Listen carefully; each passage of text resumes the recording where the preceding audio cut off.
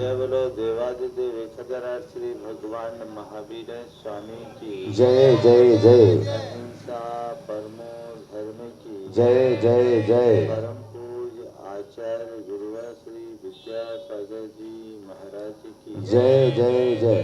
पूज्य मुनिवर श्री प्रमाण सागर जी महाराज की समस्त मुनि संघ की नमस्ते। नदी की धार बह रही थी, उसमें दो तिनके भी थे।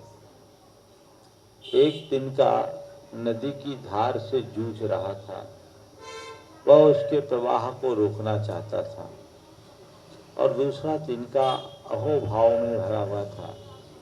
वो सोच रहा था, नदी सागर तक की यात्रा में निकली है, चलो कुछ दूर मैं भी इसका सहभागी बन जाऊं। दोनों तिनके नदी की धार में बह रहे थे। पहला तिनका जो नदी की धारा के साथ बह रहा था, वह सागर की यात्रा में बढ़ गया, और दूसरा तिनका जो नदी की धार से जूझ रहा था, नदी का एक वेग उठा, उसे उठा के फेंक दिया। वो छत विक्षत होकर नदी के किनारे पड़ा था। हमारे जीवन के साथ भी कुछ ऐसी ही स्थितियां हैं। जीवन दो तरीके से जिया जाता है। कुछ लोग हैं जो अहोभाव से भर कर जीते हैं, और कुछ लोग हैं जो अहम भाव से जीते हैं। आज 4 बातें आप सबसे करूँगा जो जीवन को समझने के लिए बहुत जरूरी है। अहोभाव, अहम भाव। पहला कौन सा भाव? अहोभाव। दूसरा अहम भाव।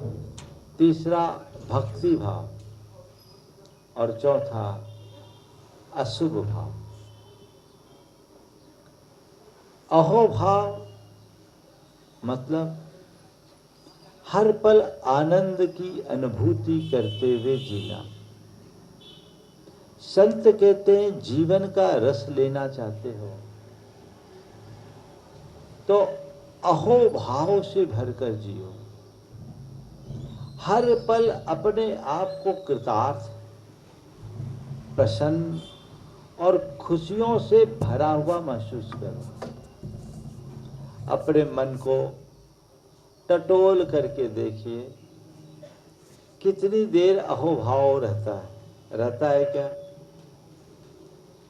जब कभी कोई अच्छा निमित्त मिलता है, थोड़ी देर के लिए अहोभाव आ जाता है, लेकिन देखते ही देखते उस अहोभाव का भी तिरोभाव हो जाता है। क्यों? क्योंकि अहम भाव आ जाता है। जहाँ अहम भाव है वहाँ दुख है, और जहाँ अहोभाव है वहाँ आनंद है। हमारी दृष्टि अहम भाव से मुक्त होकर अहोभाव को उद्घाटित करने की होनी चाहिए। अहम भाव बात बात पर आता है। स्वयं के कर्तृत्व की भावना, अपनी श्रेष्ठता की भावना, अपने आप को कुछ विशेष स्थापित करने की भावना, अपनी छवि को मेंटेन करने की भावना, ये सब अहम भाव है जो मनुष्य को हर पल परेशान करती है। आप बताइए, आपके दुख का कारण क्या है? अहम भाव है। कुछ भी हो जाए, अहम भाव मनुष्य को उलझा देता है। संत कहते हैं, उस अहम भाव से बचो और अहो भाव को बढ़ाने की कोशिश करो।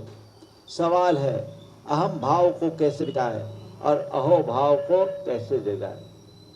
अहम भाव को मिटाना और अहो भाव को जगाना हमारी प्राथमिकता होनी चाहिए। और अहम भाव को मिटाने के लिए व्यक्ति को चाहिए कि वह अपने स्वरूप को पहचाने, आत्मज्ञान को जाने, जीवन और जीवन की व्यवस्था को ठीक रीति से समझे। जो लोग जीवन और जीवन की व्यवस्था को ठीक रीति से जान लेते हैं, उनके मन में किंचित भी अहम भाव नहीं होता। सबसे पहली बात, अहम भाव है क्या, इसे समझे, तब फिर अहम भाव को जगने का कारण समझ पाएंगे, और तभी हम उसके निवारण का उपाय अपने भीतर घटित कर पाएंगे। अहम भाव है क्या? मैं कुछ हूँ, इसी का नाम ना अहम भाव है। क्या है? मैं बड़ा हूँ, मैं श्रेष्ठ हूँ, मैं औरों से अलग हूँ, मुझ में कुछ विशेष है, यह प्रतीति, इसी का नाम ना अहम भाव है। मैं हूँ तो कोई दिक्कत नहीं, जैसे मैं हूँ वैसे और है, वैसे ही सब है। लेकिन मैं के साथ जब कुछ जुड़ जाता है तो कुछ विशेषण के लगते ही अहम भाव की सृष्टि हो जाती है। और जिसके अंतरंग में ऐसे अहम भाव की सृष्टि होती है, उसका जीवन सदैव आकुलित होता है, दुखी बना रहता है। मैं अपने स्वरूप को समझूं, जैसा मैं हूँ वैसा ही सब है। अगर अपने आप को विशेष मानना ही चाहते हो तो वाकई में जो तुम हो वो मानो। क्या हो? अहम ब्रह्मस्मि, मैं तो शुद्ध आत्मा हूँ, मैं ही ब्रह्म हूँ। पर मनुष्य ब्रह्म को भूलकर भ्रम में जीता है और अपनी काल्पनिक छवि को ही वास्तविक छवि मानने की भूल कर बैठता है और पूरा जीवन उसी काल्पनिक स्वरूप को मेंटेन करने में खपा देता है। क्या है? मैं बड़ा आदमी हूँ, मैं बड़ा ऊंचा हूँ, मैं समाज का मुखिया हूँ, मैं बड़ा अधिकारी हूँ, मेरा अपना बड़ा प्रभाव है, मेरी अपनी बड़ी प्रतिष्ठा है, मेरे पास पर्याप्त वैभव है, मेरे सामने कोई नहीं लगता। ये जितनी भी बातें मनुष्य अपने साथ जोड़ता है, ये सब आरोपित है, काल्पनिक है, ये वास्तविक नहीं है।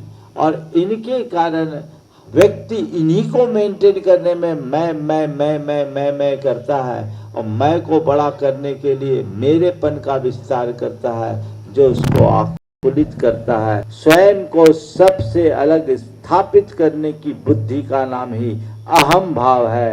और जहाँ जहाँ ये अहम भाव होता है वहाँ दुख और अशांति आती ही है। इसे एक पल के लिए भी रोका नहीं जा सकता। लेकिन अहोभाव इसके बिल्कुल विपरीत, अपने आप में संतुष्टि, अपने आप में कृतार्थता की अनुभूति अहोभाव है। प्रसन्नता का अनुभव ये कब होगा? जब अपने सामने किसी दूसरे को खड़ा करोगे तब नहीं होगा, जब अपने सामने केवल अपने आप को रखोगे तब होगा। मनुष्य अपने अहंकार के कारण अपनी तुलना दूसरों से करता है और अपने आप को दूसरों से बेहतर साबित करने की चेष्टा में अपनी पूरी शक्ति लगा देता है। संत कहते हैं तुम्हें अपने आप को किसी से बेहतर साबित करने की कोई जरूरत ही नहीं है। जो तुम हो सो हो, तुम अपने आप में पर्याप्त हो और जैसे तुम हो वैसे ही और है, सब अपने अपने में है। अपने हृदय में संतुष्टि और प्रसन्नता का भाव जगा के रखो। तुम ये जो सोचते हो कि मैं सब कुछ करता हूँ, ये तुम्हारा भ्रम है। तुम करते नहीं, चीजें होती है। संसार की सारी व्यवस्थाएं निमित्त नैमित्तिक संबंधों के साथ जुड़ी हुई है। जहाँ जिसके साथ जैसा होना होता है। हम किसी कार्य के जनक नहीं, एक घटक मात्र हैं जो मिलजुल करके सब काम करते हैं। हम भी उसके एक पूरक हैं। ये अनुभूति जब मन में घटने लगती है तो अहोभाव जगता है। हर पल हमें उसे जगाने की कोशिश करनी चाहिए। और यदि व्यक्ति स्वयं के प्रति सकारात्मक दृष्टि से देखना शुरू कर दे तो उसके हृदय में अहोभाव हर पल विकसित हो सकता है। लेकिन वह अपने प्रति नकारात्मक होता है, चीज़ों के प्रति नकारात्मक होता है, उसे कमियां दिखती है, अभाव दिखता है, अल्पता दिखती है। इस अभाव और अल्पता की अनुभूति करने के कारण उसके हृदय का अहम भाव उसे आकुलित बनाए रखता है और इसी कारण वो दुखी होता है। तो अहोभाव से बचना है, अहोभाव को जगाना है, अहम भाव को मिटाना है। और इस अहोभाव को जगाने के लिए भक्ति भाव एक श्रेष्ठ माध्यम है। भगवान की भक्ति हृदय में जितनी ज़्यादा प्रकट होती है, हमारे अंदर अहोभाव उतना बढ़ता है। आप महसूस करें, जब कभी भी आप भगवान के चरणों में जाते हैं तो क्या घटता है? भगवान को बड़ा, अपने आप को छोटा महसूस करते हैं कि नहीं? हाँ? भगवान को सर्वशक्तिमान और अपने आप को किंकर महसूस करते हैं कि नहीं? और जब भगवान के चरणों में अपने आप को समर्पित करते हैं तो अपना सारा अहंकार विसर्जित होता है कि नहीं? भगवान के चरणों में एक भक्त बन करके जाते हो या सेठ बन कर जाते हो? भगवान के चरणों में क्या बन करके जाते हो? बड़ा आदमी बन के जाते हो या श्रद्धालु बन करके जाते हो? जब श्रद्धालु बन के जाते हो तो भक्ति की अविरल धारा अंदर से प्रकट होती है और यही धारा हमारे हृदय के अहोभाव को वृद्धिंगत करती है। जब अंदर का अहम छूटता है तो अहोभाव जगता है। भक्ति भाव हमारे अहम भाव को गलाने का श्रेष्ठ माध्यम है। हम भगवान की भक्ति करें, लेकर के जाए कि भगवान जी आपकी मैं भक्ति कर रहा हूँ, जैसे आप हो आपका ही वह तत्व संसार के प्रत्येक प्राणी में है, वो भी आप जैसे समान है। तो मैं किसका अनादर करूं, किसकी उपेक्षा करूं, किससे अपनी श्रेष्ठता को साबित करने की कोशिश करूं? सब कोई समान है और समानता की अनुभूति में ही अहोभाव की वृद्धि होती है।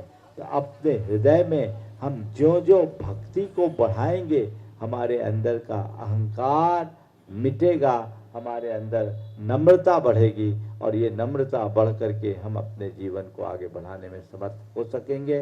पर हमारे चित्त के संस्कारों के कारण मन में अशुभ भाव प्राय उमड़ते रहते हैं और मन का यह अशुभ भाव है राग का, द्वेष का, काम का, क्रोध का, लोभ का, ईर्ष्या का, घृणा का, विद्वेष का, वैमनस्य का। ये जो अशुभ भाव है, इस अशुभ भाव से भी बचने के लिए भक्ति भाव एक श्रेष्ठतम माध्यम है। हम उस भक्ति भाव को अपने हृदय में जगाएं और अशुभ भाव से अपने आप को बचा करके चले तो हमारा जीवन धन्य हो सकेगा। इतना ही कहूँगा, अपने अंदर के अहोभाव को हमें बढ़ाना है और जीवन को कृतार्थ करना है। यहीं पर विराम। बोलिए परम पूज्य आचार्य गुरुवर श्री विद्यासागर जी।